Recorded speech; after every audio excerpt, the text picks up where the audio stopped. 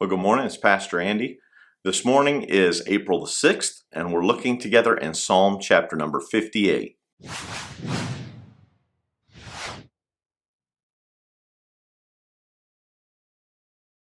Psalm 58 was written out of a difficult time in David's life. He's in exile, and he's watching King Saul go through this leadership crisis of putting the wrong people in leadership positions and really heading down the wrong road for the whole nation.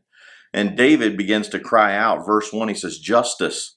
Do you rulers know the meaning of the word? Do you judge the people fairly?" Verse 2, "No, you plot injustice in your heart. You spread violence throughout the land. These wicked people are born sinners. Even from birth they have lied and gone their own way." David likens them in verse 4 to a snake. He said they spit venom like deadly snakes. They're like cobras that refuse to listen.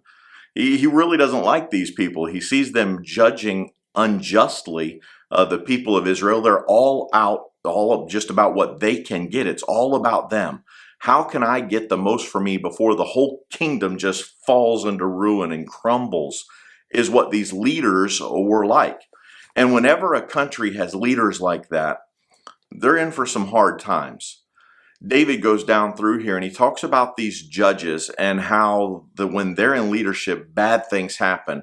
But then he gets down to the end of the chapter and things change for him in verse number 9, but we're going to look down at verse number 11, or verse 10. "The godly will rejoice when they see injustice avenged. They will wash their feet in the blood of the wicked.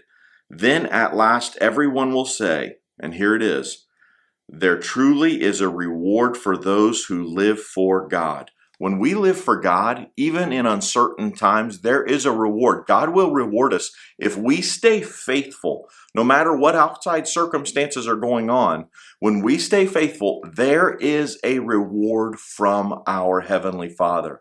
Now, we're going through a difficult time in our country right now, and we need to stay faithful.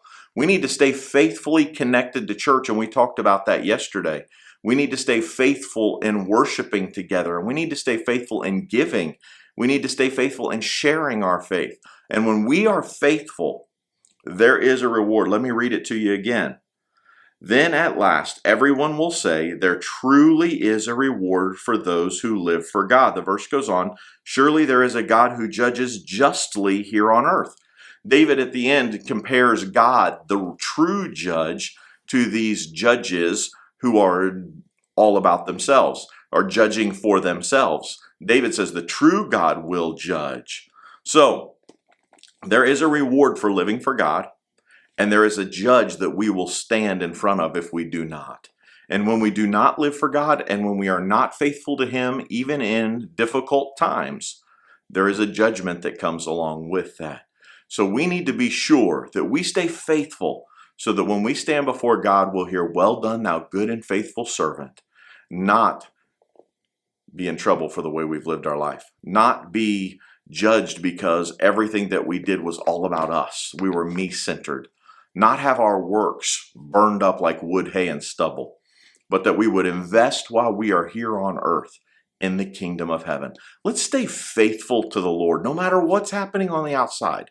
Let's stay faithful to Him because He has always been faithful to us, and He is a rewarder of those who will stay faithful to Him, even in difficult times.